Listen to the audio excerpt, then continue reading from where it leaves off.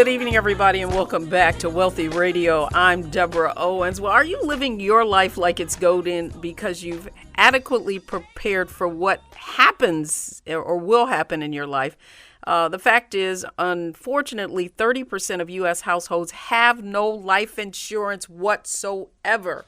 And so our topic tonight is, what do you think? Life insurance, because it is September and it is Life Insurance Awareness Month. This industry-wide campaign is aimed at encouraging all Americans to take stock of their life insurance needs. And joining me this evening is President and CEO of LIMRA, which is the world's largest association of life insurance and financial services company. And I want to welcome him on the air with me this evening. Thanks for joining us this evening.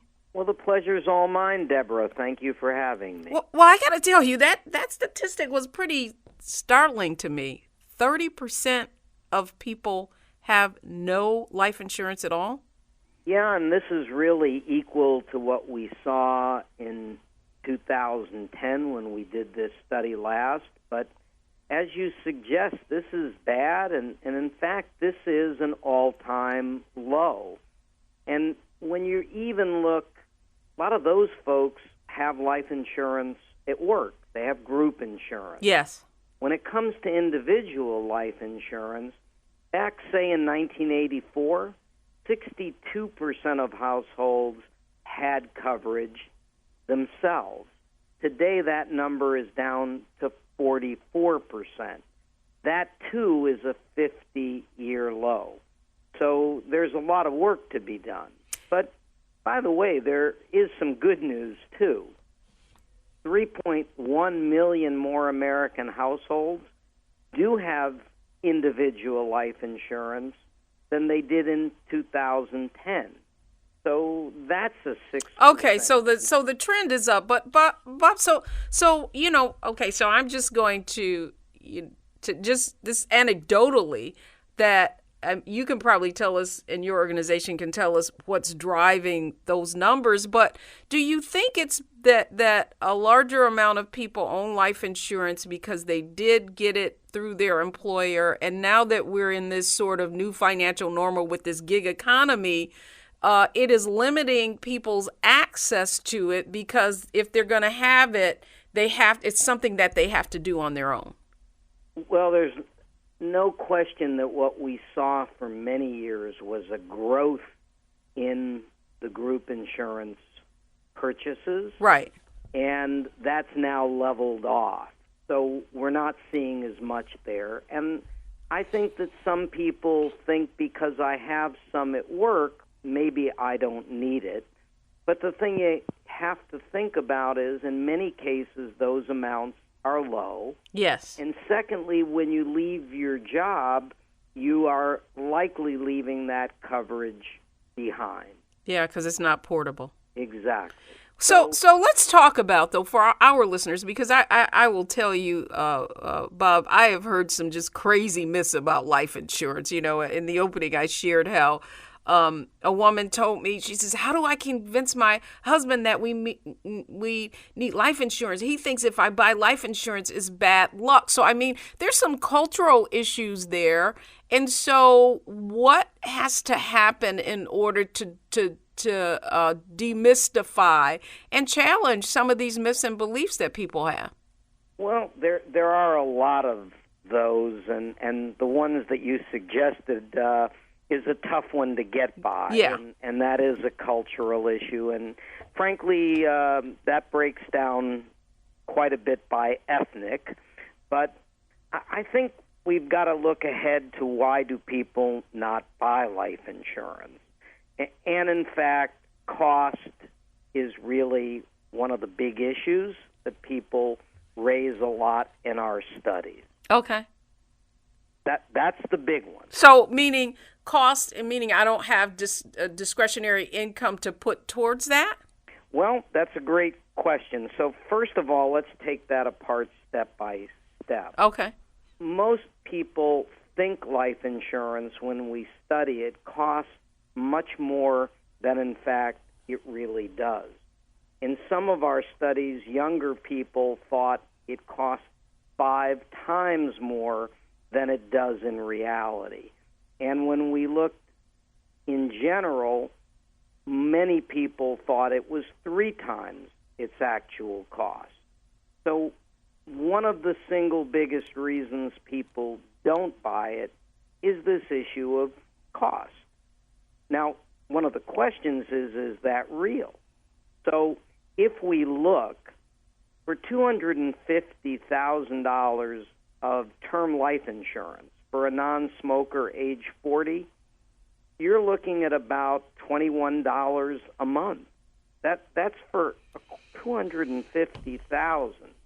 That's $5.37 a week, or 43 cents a day, much less than a lot of people pay for a cup of coffee in the morning. Yeah, so it sounds then, certainly Life Insurance Awareness Month, and which is why it makes sense to have to draw attention to this issue. But that almost sounds like it's an education issue. You know what I mean? Like that lack of knowledge about cost and benefit really is not even understanding the product, and we know that there's so many variations on life insurance, right? And what your options are in that regard. No question. In fact, this study showed from 6 years ago there was 23% more people indicating lack of knowledge and information was holding them back. And that's pretty surprising given we live in the internet age, and we know that of those that buy life insurance, 70% look online first. So you would think it's easier today to get that information, but frankly, there are less agents, there are less people talking one-on-one than there were in the past, and I think that's part of what many people need to make them feel comfortable.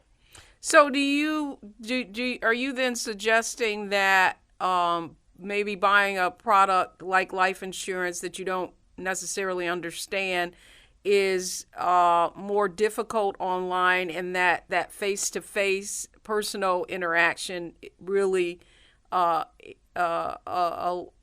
addresses some of the concerns and fears that people have, and it's an easier way for them to buy?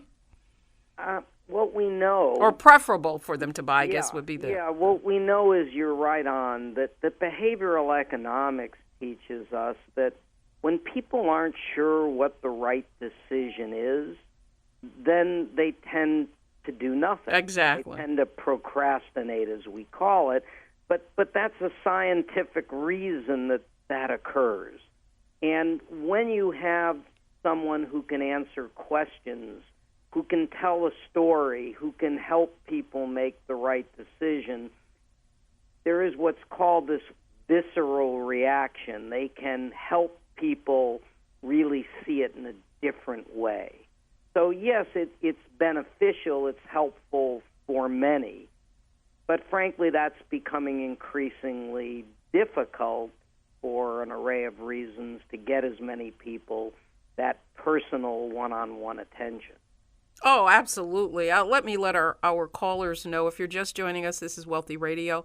I'm Deborah Owens, and my guest in the second half is Bob Kerzner, who leads the world's largest association of life insurance and financial services company. He's CEO of LIMRA, and it's September is Life Insurance Awareness Month, and if you go to lifehappens.org, you'll find a lot of different resources that can help you address some of the issues that we're talking about right now, and that is the lack of knowledge, the lack of access in some instances about life insurance, and the fact that it is something every household should have. But there are a number of different reasons for that. And so we'd love to take your calls this evening. I get that question all the time. How much life insurance should I have? And, that answer is always, it depends, Bob, which is why you need that personal interaction, right? It is, but you actually, Deborah, just hit one of the other 3 big reasons that people don't buy. Yeah. According to the statistics, and that is that they're confused about what kind and how much. That's right. So I call that the how much and what kind question. But, on the how much, that one's mathematical, and it's really about what you want to cover. And what you can afford. Unequivocally. Yes. Yes. And that may determine the what kind, but it's always good to start with the how much. Yeah. Because they can go to many, many websites. Many companies have good tools. Life Happens has good tools to really put in what is it you want to achieve and come up with what's the right amount for you. But as you suggest, when you look at how much you need and what it costs, you may not be able to bite the whole apple, but you still can do something to solve. Absolutely. Something is better than nothing. I definitely agree. Again, the phone lines are open 410-319-8888. We're talking about Life Insurance Awareness Month. We'd love to hear from you. Are you someone sitting at home? You know you need to have it, but you're not quite sure how much or what you should have. Again, the phone lines are open 410-319-8888. My guest in this second half is Bob Kerzner. He's CEO of LIMRA, the largest association of life insurance and financial services companies. So let's go to our first caller. Donna, you're in the air. A question or a comment for us this evening? I have a question, a comment, and a question. Okay. One of the things that bothers me about these commercials for seniors who, some of the companies that are geared to elderly people who, so they don't have to pay a lot and whatever. And I had a couple of family members that took policies out under them, and when it was cashed in, it was so little to even bury them. And, use it to pay bills and whatever. And sometimes it appears that it's more misleading, because when you get seniors who pass 75 and then they hit in the 80s and some in the 90s, these policies say, you pay as little as 21 cents and all this other stuff. And then when the person passes and the family, cashes and, thinking, they got enough money, for final expenses, whatever, and find us hardly anything, then you sit there and say, were they misled or what?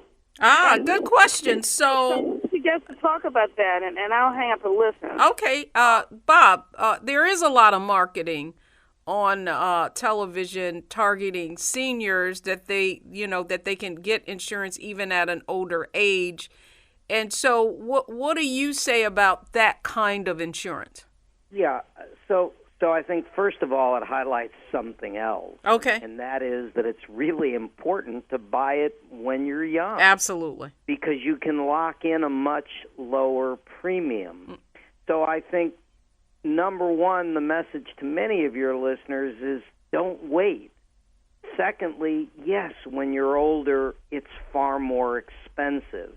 There was a need in the market. Many people wanted small face amounts of insurance, frankly, to provide enough at least for burial. And many years ago, and not that many, there were a lot of companies that wouldn't sell that. That's right. Sell small basic policies. So many companies started offering $2,000 to $5,000 amounts. Regrettably, the cost of final expenses have gone up dramatically. Significantly. And some people take advantage, frankly, at the worst time in someone's life and maybe oversell them what they might need, and therefore the amount of the life insurance comes up short. There's good companies and there's great, affordable, but frankly, none of the options at that age are nearly the same price as if you'd bought it 10 or 15 years or 30 years earlier. Absolutely. And, to that end, what I would say, though, we just had this happen. One of my husband's cousins, who I want to say he was in his mid-60s, but he had maybe purchased this insurance, I'm going to say 7 or 8 years ago. And it really was enough to pay. He purchased it, and I don't mind saying the name, AARP.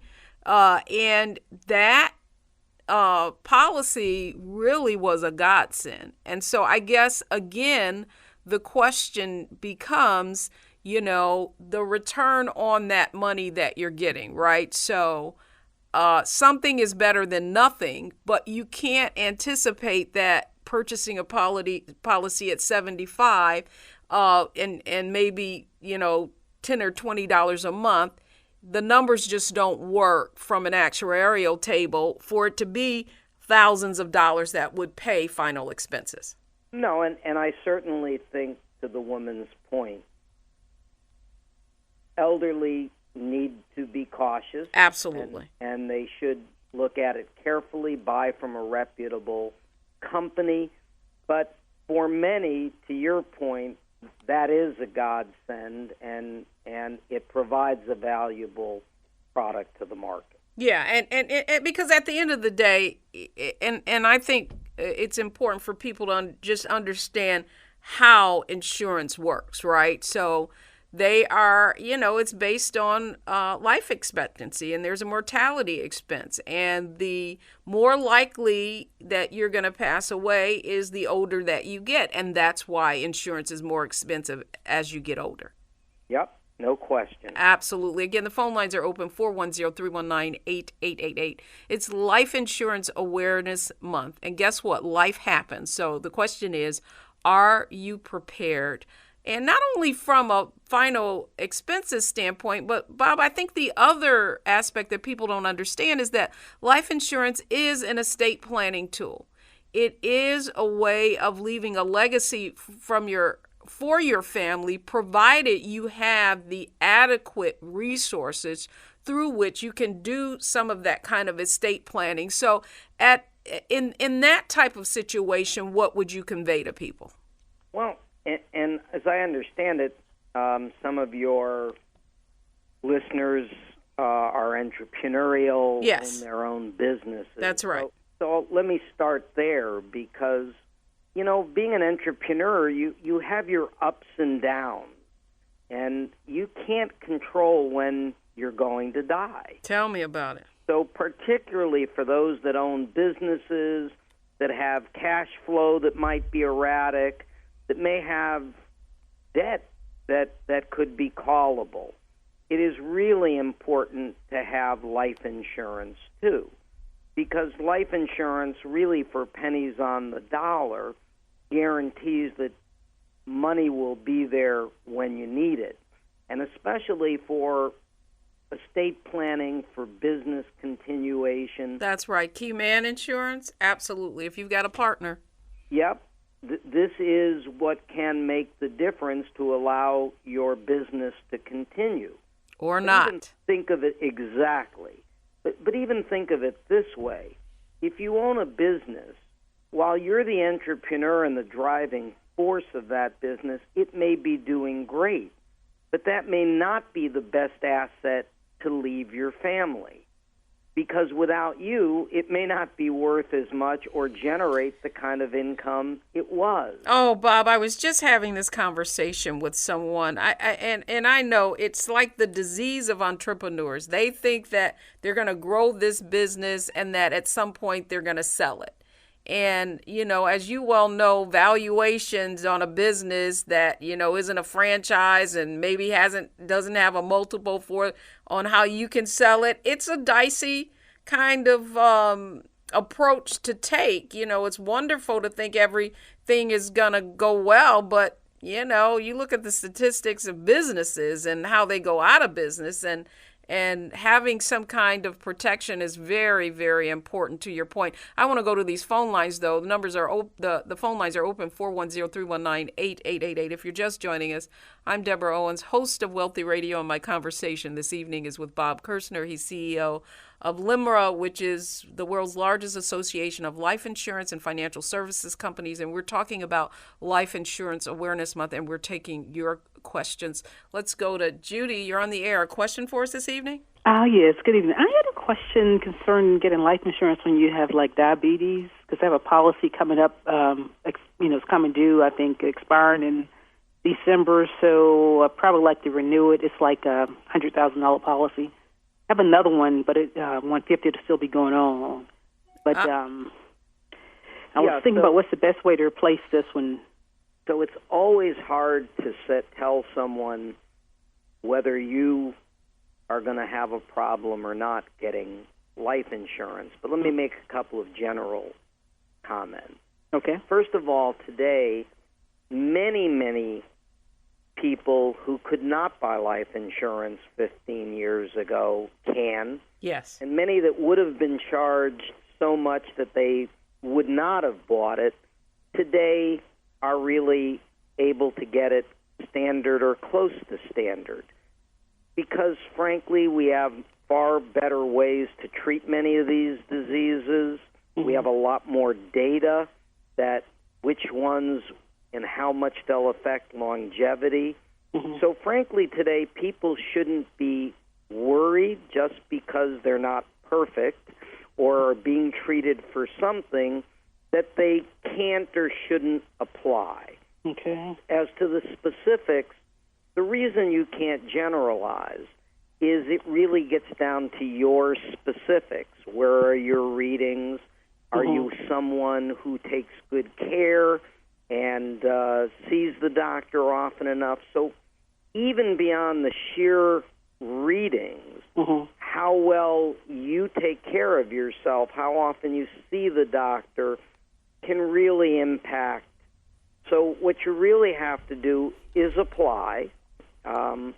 If you see someone, they will do what's called perhaps even a preliminary application and look at a number of carriers to help you find the one that works best for you. You certainly should start that process well in advance of when those are coming due. And if possible, it really depends, without knowing your specifics, if those can be renewed without insurability and at a reasonable rate, they still may be your best bet. So that's where you really need to sit with someone, let them evaluate those policies. How much will they go up? Were these term policies that were 10 or 15-year terms? It's a 20-year term, and it's coming due in December. Yeah, so those rates are probably going to take a really steep jump, but that's why you want to really evaluate it. But above all, don't wait till October. Well, don't wait till November or December. Start October or sooner. Now would be my advice. Judy, thanks so much. Bob, that's great advice. Again, thanks so much. I hope that was helpful, Judy. Good luck, Judy. Okay. Again, the phone lines are open, 410-319-8888. That's 410-319-8888. I think we just lost a couple of callers, but please give us a call back, 410-319-8888. My conversation this evening is with Bob Kerzner, who is here talking with us about Life Insurance Awareness Month. I have to commend you, Bob. You're the CEO of this organization, and you're out championing your mission. I mean, sometimes they leave this to the little guys. So tell me why this is important for you. Well, I've been in the life insurance business for 43 years. Wow. I started out in sales. I had a pretty senior role in a major life insurance company, and now I'm able to run a research organization. But at the core of all that is that I have seen how life insurance can make a difference in people's lives, and any chance I get to make sure people think about it, that I might help one more person get up and take that extra effort to go talk to someone, go online, and maybe buy some life insurance that they need to protect their family. There's nothing else I could do that would be much more important. I concur. Again, the phone lines are open, 410-319-8888. We've got a few minutes, folks. Love to I'm sure you're listening to this conversation, Bob. You're giving great advice. But if you have a specific question, we'd love to hear from you. We're going to go to Joe. Joe, you're on the air. A question for us this evening? Sure. Good evening, Deborah. I love the show. Thank you. Appreciate that. I did ask my insurance broker concerning someone who was sick and got good advice on that. But I really want to know this, which might be a different show, but it's about how do you work with someone when they're ill and it might be death, but you can't predict that it will be. Oh, so your life insurance agency? How do you work on a will with them when people seem a little hesitant about that? Oh, so this is your attorney? No. I talked to my attorney about someone who is ill, and they may be at a point where things are ending, and it's just a matter of getting other things situated, like the will and who's going to take care. There are 5 wishes that I have a booklet on that is very, very instrumental. But when people are at a point and it's about family being involved, how the family members actually get together and really sit down and discuss. Things are within a brochure, within a book. They're made easier to understand, but it's a difficult situation in itself to really sit down and talk about. Oh, yeah, this is a difficult time. Bob, do you have any comment? Yeah, I think Joe brings out a point that... You want me to hang up? I can hang up? Sure. Thanks. Okay. Really important to your listeners. This is a very difficult time when someone is near end of life, and what's even worse, to be honest, is trying to pick up the pieces, because a lot of people during that period don't want to talk about these things. Many people don't leave good records. So there are really some fundamental things everybody should do, because someone's going to be left behind to pick up those pieces. And so it really is important to have a will, and important to be able to have a folder that someone knows where it is, that really lets them know where your assets are, rather than trying to play detective. They should know where your life insurance policies are, with what numbers and with carriers. And we know that an awful lot of life insurance proceeds per year go unclaimed because, frankly, the beneficiaries and recipients didn't even know that the coverage existed. I'm glad you mentioned that. So if that is true, like let's say someone passes in your family and you're not sure if is there some kind of registry, or how would you even find that out, Bob? It's very difficult, and there's no single place that anyone can go and find out they have coverage. But this is why it's so crucial that people keep some records. They tell somebody where they are.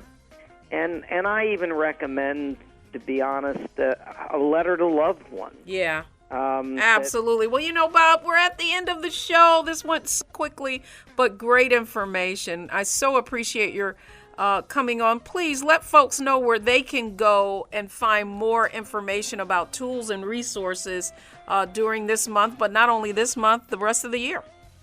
They certainly can go to lifehappens.org. Excellent. Bob Kerzner, CEO of LIMRA. Thank you so much for joining us on Wealthy Radio. My pleasure. Thank you. All right, that's going to do it for me this evening, folks. Thank you. A big thank you to Andre Melton and Samantha McCoy, associate producer. If you want to know what else is going on in the Wealthy Radio world, go to DeborahOwens.com, sign up for our free newsletter, learn about all the tools and tips that you can have to prosper. That's going to do it for me this week. Have a prosperous week, everyone, and good night.